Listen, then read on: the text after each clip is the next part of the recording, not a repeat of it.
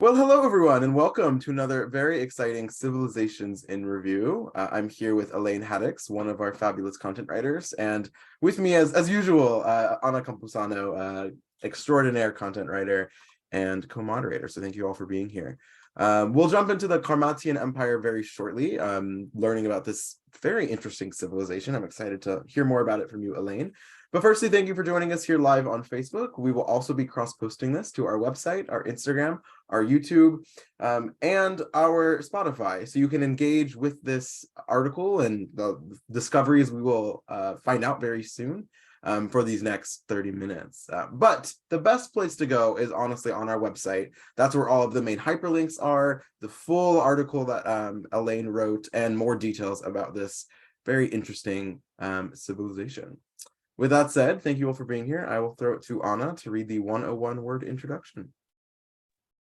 Thanks, Ben, and welcome, Elaine. So the Qarmatian, from 9th to the 11th century, a Shia denomination known as the Carmathian Civilization prospered in areas known today as Iraq, Yemen, and Bahrain. The civilization was named after Hamdan Qarmat, their leader in the late 9th century. The Qarmatian civilization is known for its excellent social management and egalitarian society, which attracted those considered low-class members of society, such as farmers and craftsmen. The Qarmatian Empire is also remembered for the abduction of the sacred black stone, which they kept for 23 years. The Qarmatians played a major role in history throughout the development of their profound vision for a social utopia. Now, I don't know what attracts me more right now, their egalitarian ways or the fact that they had the black stone for 23 years. So I think I'm going to go in order of how you have it. So tell me a bit about I guess the ruling ways and how they dealt with the people, since they had such a, egalitarian type society ideals. Yes, so it was very fascinating to learn about this aspect of the civilization. And so they were an egalitarian society. They had a lot of beliefs that really prioritized the people. And a lot of this took inspiration from Greek philosophy, which claimed that happiness was one of the most important things for a human being, and that humans should be treated equally. And some of the ways that these beliefs were put into their laws were through not having the citizens pay taxes. There were no interest on loans. Anyone could take out a loan. However, it was unclear because something with researching this civilization was that there wasn't the most information out there on it. And so there were some missing pieces of it. It wasn't clear if this applied to slaves as well, because their economy was very based on slave labor. And but for the most part, a lot of poor people, a lot of craftsmen, different people like that, different groups of people were very attracted to this society and this civilization because of its egalitarian beliefs and values, which helped others thrive. What I find most interesting about this, we'll get to the Kaaba shortly. That's a huge conversation topic, and probably why they're most well known for a pretty negative reason in Islamic history. But before we get to that point, this ruling structure, I think, is the only one in all 93 of our empires that have a communist egalitarian emphasis. I don't think there's any other empires, as far as I know, that have that ruling structure. Fascinating that they have slaves as well as a communist egalitarian model, which we can jump into a little bit here from your research. But specifically in your key accomplishments section, you call them the blueprint for an enduring communist society, and really the first one to last for more than 100 years. Can you talk a little bit about what you learned in that research? This is such a unique structure, ruling system, governmentally, etc., that really doesn't exist, as far as I know, in these ancient empires, kingdoms, caliphates. So please tell me a bit more what you learned. That's something also that I noticed was very unique about their society. And something that I thought was interesting was that they started off as this great communist society, but in certain areas, they became more like a republic later on. So they ended up having, for example, in Bahrain, they had a chief leader and then 7 council members that would decide on laws at one point, but that was towards the end. But at first, they were this very strong communist society with this vision for utopia. with these egalitarian society, with these egalitarian beliefs. And it was very unique at the time, definitely, because this wasn't seen, as you said, in a lot of the civilizations.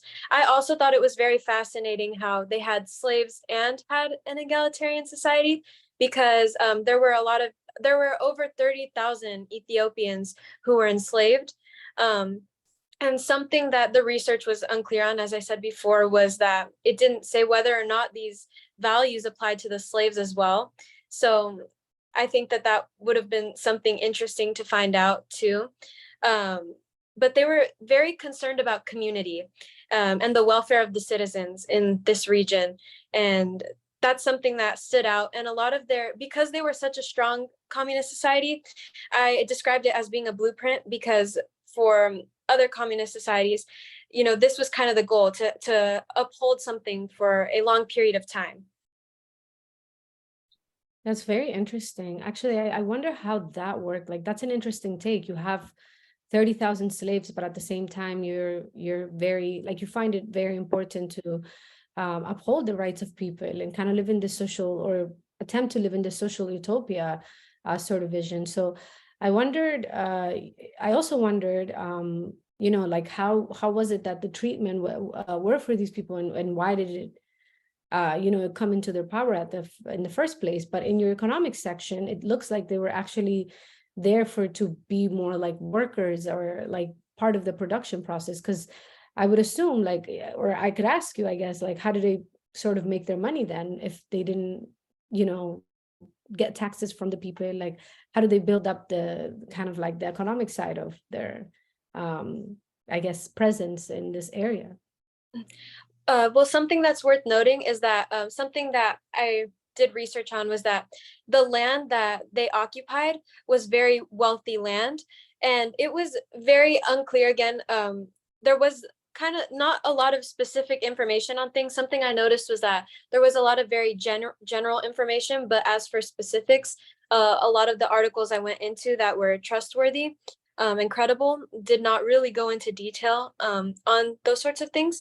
However, something that I did see or research was that it was very wealthy land that they were on. And also they were in control of the Persian Gulf at one point. So they were very powerful. That just goes to show how much power they had. And they didn't have these taxes, and they relied on the slaves for agriculture. They had a lot of fruits and grains that their civilization was dependent on, and that's how they made a lot of their income. And so there isn't really a clear answer to that question, but that information might help clarify how they might have, ruled their society and kept it going without taxes. Well, and also the Persian Gulf area in general has always been a pretty rich resource-based area for most of the empires that have touched that area. I mean, I know that the Qarmathians rebelled pretty violently against the Abbasids that sort of began their community, which then led to the communist egalitarian values. So yeah, I mean, maybe or maybe not they trade. I mean, they undoubtedly traded, right? They lasted for over 100 years. They had to have. Yep. But maybe finances wasn't the biggest thing they focused on in this community in some way. Interesting. Or maybe honestly slaves was their currency, potentially. Who knows? That's what we're seeing. I just think it's interesting that they kind of hypocritically call themselves communist egalitarian and yet have active slaves, and are a pretty militant, violent community, even before we get to the stealing of the Kaaba. That's just there's a lot of contradictions with this civilization that is probably difficult to find one true answer in your research. Could you talk a little bit about that process, since there are so many different aspects of the community? Yeah, so it was a bit difficult to find credible sources on the civilization. I looked through like Google Scholar, and one article that really helped me was this research paper, and it was this big long research paper, and it was just perfect because it had a lot more specific information than a lot of the other sources I found had. One of the challenges was just finding specific information, because a lot of it talked generally, like describing them as an egalitarian society, but then not going into how or what laws demonstrated this or exemplified these beliefs. So I had to do a lot of really deep research on that. Another thing is, as for their allies and enemies, it was hard to find that just laid out. What I had to do was research, and then based on different wars, I had to kind of assume, that these were their enemies because or at least for that period of time, they had some conflict with them because, they went into war, and usually you don't go into war with your allies, So it was kind of one of those things. But overall, there was good information that I found, but just not a lot of specifics, because one of the articles that I did find described this civilization as kind of forgotten about, in a sense. So some of the things they did, like stealing the black stone, of course that was not forgotten, but the civilization itself and who they were, their culture, different things they contributed to the Middle East now, a lot of those things are forgotten and they're not really talked about a lot. And I can see that. I can see why. I can see kind of like the different that sort of influence that they might have wanted to create of this communist society or social utopia might not be very attractive for other rulers in the area, just in general. And understanding how the ruling happened in this whole area of the world definitely is not an example that it looked to be kind of remembered. And I thought about it when I was looking into your modern influence section, because I was thinking, how did they influence any type of other egalitarian societies in the areas, and what exactly were their you mentioned very briefly culture, like what exactly were their cultural sort of influence in these sort of like I don't know, it looks like it was kind of like a big stretch, going from Iraq, Yemen, and Bahrain. It's kind of like it still had some type of political influence, I guess, or culture in some ways. Can you tell us a bit about that? Yes. So I feel like a lot of this section that I wrote about was just based on different things that we've kind of already mentioned a little bit, because again, in researching them, it didn't really talk a lot about their culture, about their beliefs necessarily. The only thing that I can really say about their beliefs is that they did not accept Ubayd Allah as their ruler, and that's what caused the split in the first place, and caused them to become their own separate kind of denomination of this.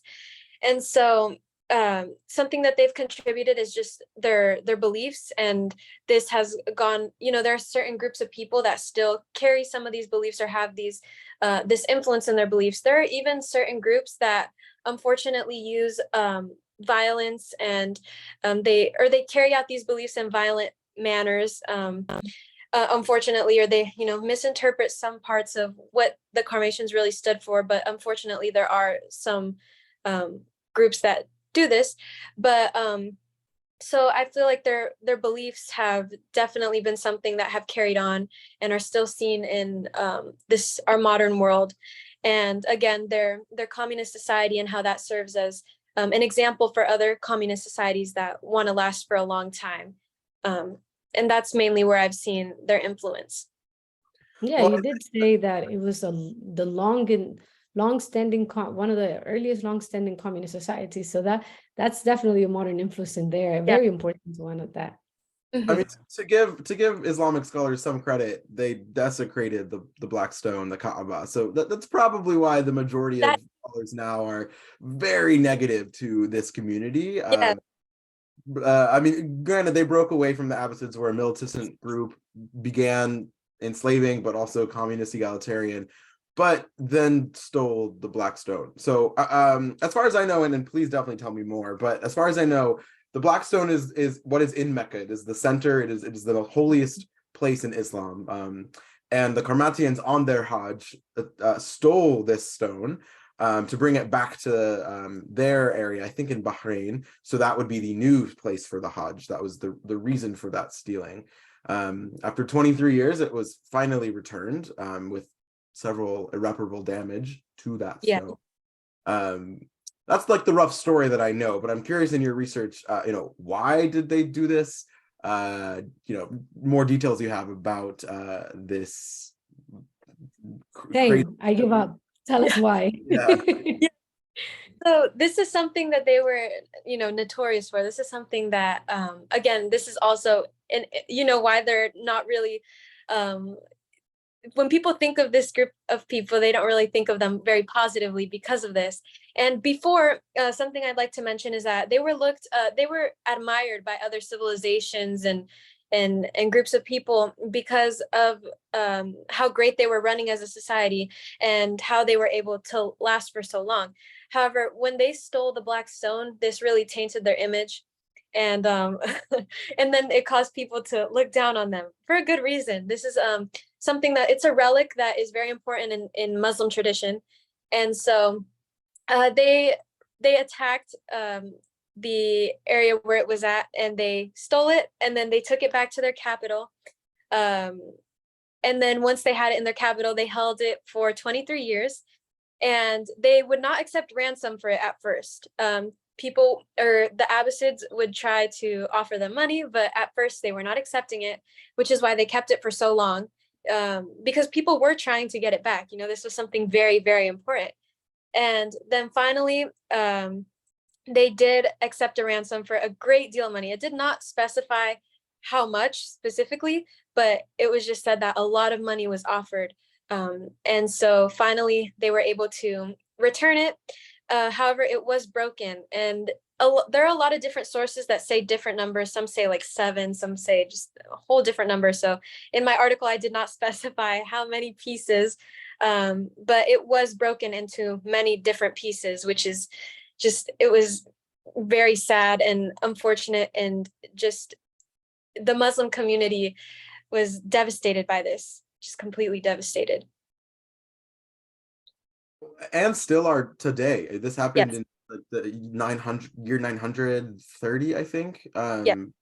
Common Era, 300-ish years after Islam began, and this relic stayed in Mecca.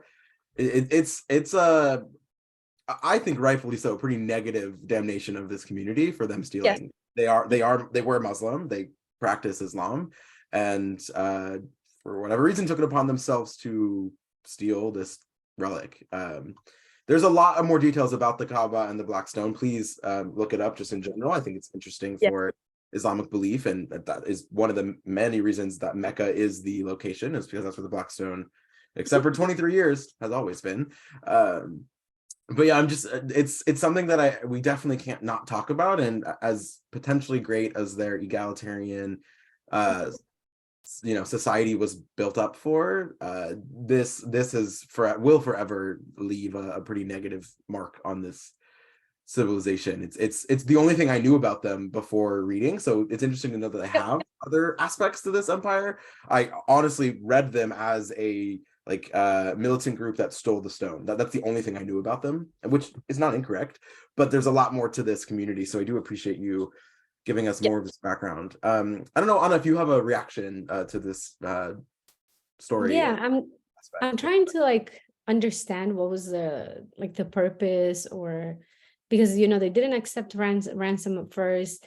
It didn't necessarily seem like they went there maybe with that intention. Maybe they went to Mecca, as we can understand, as pilgrims. So they went to do the normal annual pilgrimage, and then maybe it was just kind of like an occurrence, let's just take the Kaaba, why not? However, I'm thinking if their purpose was actually keeping it, because they weren't even trying to accept ransom, at some point it had to be something that was all right, it's hurting us more to have it, even if it meant for a holy purpose, than to return it, because now it's been, I don't know, 23 years, or even let's say at 11 or 15 years, people were still hey, we're offering you, we're doing this, we're doing that. And as thinking that it was an empire or a civilization that failed, it failed to even be a dynasty or an empire, maybe they needed the money. I don't understand exactly what their purpose of having it was, rather than okay, stealing it, yeah, maybe you did something, but why have it for so long? Why keep it? Like what was They wanted to move the Hajj to Bahrain, to their capital the city. capital of We Hassa? have the Yeah, stones to come to us is seemingly the reason, but people still went to Mecca in those 23 years. that's because what I'm saying. Like, Yeah. the Kaaba is, a much larger structure. The stone is part of the Kaaba.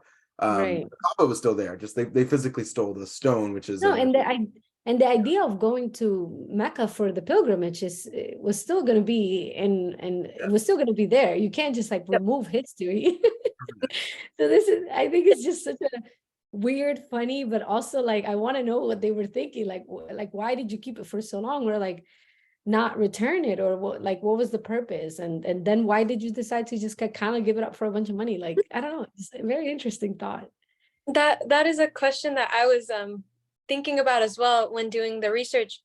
And again, there isn't a lot of documentation on why they did it.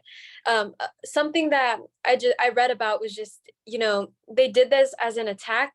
Their intentions weren't very clear. A lot of the articles I read just would go straight into it as they attacked this area, or they attacked the Mecca and to steal the Black Stone. And a lot of the articles I read were not very clear on this. And I was wondering the exact same thing, why would they do this? Why would they keep it for so long when, they were well off. And if they needed money, they would have given it back at first. They had no reason to really keep it for so long. So it is unclear what their intentions were.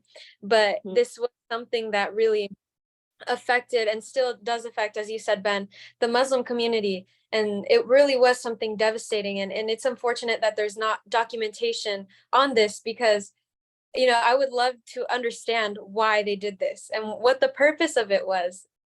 Yeah, it's not the first time the Black Stone has been targeted for other people's wanting to destroy it. But this is the only time it's been stolen. Yes. Successfully. Yeah. Maybe there were other plots that didn't come to fruition, who knows? But this is, us talking about it for the 15 minutes we have is not enough time to really give it the importance and devastation and intensity. They are pretty well hated in Middle Eastern Islamic history. So it's interesting they have other aspects of this empire, but this is the only subtext that will ever be associated with the Qarmatians, that they stole and destroyed the Black Stone for 23 years. It's just like that is such a horrifying sentence for so many reasons. And one of the reasons I wanted this empire on our website is to talk about this history. It's important to know that this is what happened. Yes. That's why it's on the list, but by no means approving or supporting, or no, that this was a horrendous act of religious desecration from a Muslim community, seemingly. And it's just so many of the pieces don't make sense, because Mecca and the Hajj is like as Islamic pillar. Doesn't matter where the Black Stone was moved to, it's still always Mecca, and that's still the Hajj. Regardless of them taking the stone, that doesn't change Mecca's importance, or for any reason. It's just there was no stone for 23 years for a lot of other stupid reasons. I don't know. It's a very fascinating story that I appreciate your deference, Elaine, in writing about it, because this is a pretty horrifying act that happened, right at the beginning of Islam's growth by this community. So I don't want to go any more negative. There's a couple other things that we can chat about this empire, but that's really the most well-known, worst known attribute of this empire is that they did this. Well, I think it's important to understand also that it's attributed just particularly to that civilization, and that kind of saves the idea behind it being such a horrendous thing to have been done, because it was done, to Muslims by Muslims. So it's kind of like another sort of like wing to it, that we try to understand that maybe it was just those people, not necessarily Muslim behavior or like an Islamic ideal. So I understand what you're saying. It's not like in a negative way that we're talking about it, but I think it is important to highlight that maybe that civilization did have kind of like, other extreme ideals, or like moving this stone to Bahrain or whatever the case may be, as alongside the fact that they had the other ideals of being egalitarian and having, a social, like a equal society, at the same time of having more than 30,000 slaves held captive. I mean, obviously, if we look at all the angles of the Qarmatians, we start to think about like, well, it kind of just belongs to that group of people, and we don't know what they were thinking and what their purposes were, but they did have very different and differing kind of like ideals and behaviors along the time that they were sort of in rule, which I think was for quite some time, 9th to 11th century. I mean, it was a few hundred years. So yeah, I And mean, seemingly scholars have buried every other aspect of this empire and just talked about this incident, which I guess you can attest to much more so, Elaine, just for how prolifically horrifying stealing this relic was. yeah. I suppose, like, from my knowledge, they like don't brand them as Muslims anymore, that they've lost that opportunity and that title because of this act. And I will say, like, for our listeners, all three of us are not of the Muslim faith tradition, so please, if we have gotten something incorrect, please let us know. I don't say that for other empires, but this is a different aspect to this conversation that I want to be very cautious about talking with. However, given like the majority of Arabic articles I have read, along with all the ones Elaine has brought, this is the very prevailing thought, is that they are, I think heretics is the most common word that is used. That I was gonna say that different Shiite, or a lot of Shiite groups and even Sunni Muslim groups call them heretics, and that was something I was gonna mention, is that they were called heretics by many different groups of Muslim people, and so I don't think that they're really, seen as Muslims anymore. Their ideologies, their ideals, everything has just strayed so far away from what it really is. And so after everything they've done and all the hurt that they've caused the Muslim community, I think it's hard to consider them, part of that. And of course, I'm not Muslim myself, so if I am incorrect, I would like to be corrected as well. But that's just something that I've noticed, is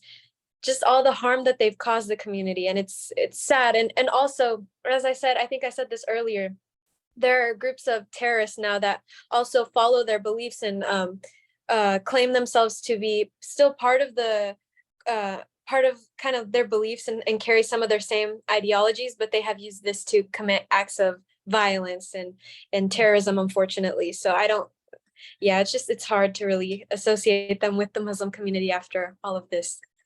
Yeah, we're not going to get into modern geopolitics because that's a whole nother conversation, but potentially the roots came from the Qarmathians, potentially not. I don't want to make those claims. I do know that this is documented very well, that they did steal the Black Stone, and I think we've had an at-length reaction conversation to that. So to wrap up, not on a positive note, but just to wrap up, are there any pieces of the Qarmatian Empire that you want to add as we conclude this conversation? I think we covered most of it. I think that to end this on a positive note, I'd just like to go back on how their egalitarian beliefs were based on Greek philosophy. I thought that was something very fascinating to me, and something that kind of gave a different angle of their civilization. It's for a good reason they are looked down upon. However, before this, they had good parts to their civilization, which helped them last for so long. And I think it's important to, see both sides, but then of course not excuse the actions that they have committed. Yeah, I mean, this wasn't the first thing they did. They didn't found an empire and then steal the Black Stone. There was life of this empire beforehand. However, Exactly. Clouds and shadows. Shadows. There we go. The previous word. And fairly so. I mean, I think that even thinking about an egalitarian society in this time was something out of anyone's minds, and understanding even what that meant, or accepting, people from low class members to actually have an opportunity by taking loans or doing their own kind of like businesses. I mean, obviously, as we established, that maybe it's not written, maybe there wasn't enough information, but they obviously did some type of trading. I think that it was a very strong attempt at building this social utopia that they thought about. And it looked very, I don't know, I wouldn't necessarily say successful, but it looked like it was working for them and the type of society that they were trying to uphold. So I don't know about it being fully successful or not, but definitely was something to pay attention to and to think about. Well, Yes. this is history. It's not something we can not talk about. It all of these things happen. It's very well documented, and that is exactly why the Civilizations 101 review section exists, is to talk about all of these different communities that existed throughout the modern Southwest Asia, North Africa, SWANA, you may know it as the Middle East area, is to talk about these empires, these civilizations, these dynasties happened here. Here's how they interacted. So with all that said, thank you, Elaine, for your deftness in researching and conversation. This is a bit more difficult than all the rest of our empires for several additional reasons, but I really appreciate you taking the time to do this research and chat so beautifully. And Anna, as always, fabulous insights and really productive additions to this specific conversation. Is a tougher one than most. Thank you to our audience for listening. There are more links that we did not get to in Elaine's article, and please feel free to read even more about the Qarmatians and their legacy, for worse. We'll stop here, but I appreciate all of you for your engagement. I appreciate both of you, Elaine and Anna, for your conversation today. And we have only 3 more final empires left. So if you would like to join the Alphazaic community and help us finish our Civilizations 101 section, we would appreciate it. Have a good day, everyone. Thanks again so much for tuning in. Bye. Thanks, Elaine. Bye. Thank you.